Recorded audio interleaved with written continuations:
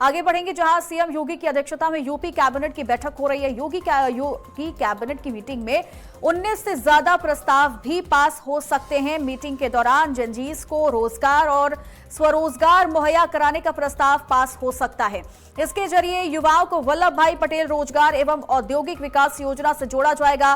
प्रदेश में 7.5 करोड़ जेनजी हैं। इसके अलावा 400 करोड़ रुपए से नई इलेक्ट्रिक बसें खरीदी जाएंगी। इन बसों को परिवहन विभाग के बेड़े में शामिल किया जाएगा। जन सेवा केंद्रों के संचालन के लिए नए सिरे से नियमावली को मंजूरी भी मिलेगी।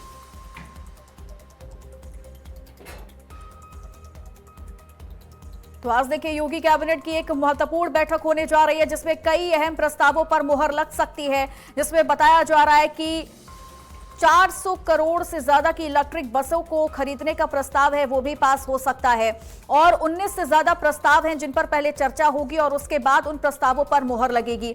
जैसा कि मीटिंग के दौरान जनजीस को रोजगार और स्वरोजगार मुहैया कराने का प्रस्ताव भी पास हो सकता है और इसके जरिए युवाओं को वल्लभ भाई पटेल रोजगार एवं औद्योगिक विकास योजना से भी जोड़ा जाएगा।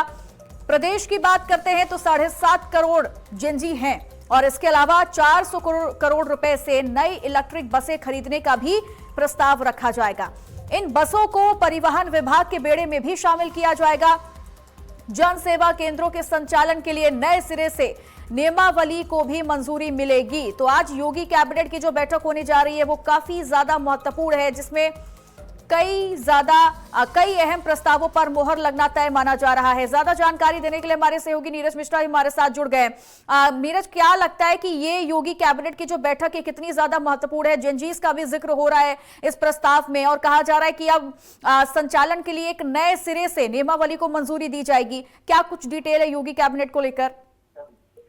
जी बिल्कुल, देखिए इस समय खास तौर पर जनजीस को ध्यान में रखकर तमाम योजनाएं और 20 प्रस्तावों के करीब माना जा रहा है कि इसमें मुहर लगेगी। और खास तौर पर जो छात्र हैं, जो नए लड़के हैं, जो स्टूडेंट्स हैं, उनको ध्यान में रखकर कई योजनाएं, और चूंकि चुनावी वर्ष है इसको लेकर कई योजनाएं आने वाले समय में, साथ ही कौशल विकास और छात्रों को किस तरह से, युवाओं को किस तरह से रोजगार से जोड़ा जाए, तो कई योजनाएं और चुनावी वर्ष है तो आने वाले समय में युवाओं को फोकस में रखकर उनके लिए तमाम योजनाएं इस बार कैबिनेट में पास हो सकती हैं।